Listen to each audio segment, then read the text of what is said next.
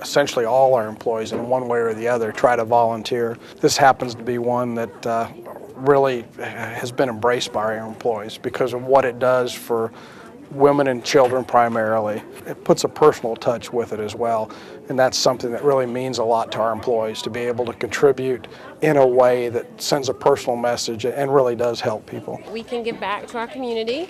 It's a lot of fun. It creates a lot of team building around our employees. You know, I love the filling of the boxes because it's making somebody else happy. There is a true need.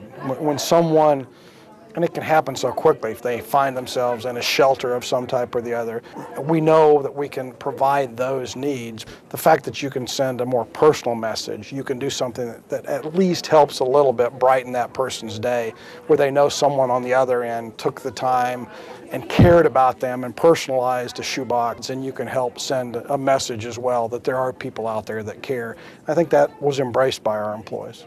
It's different than making a payroll commitment, but what we find is in most cases people want to do both. They want to give of their own personal time, their own personal effort. They want to know that they more directly touch someone, not just with their dollars, but then at the same time our employees step up with the dollars as well, and we like to see that connection.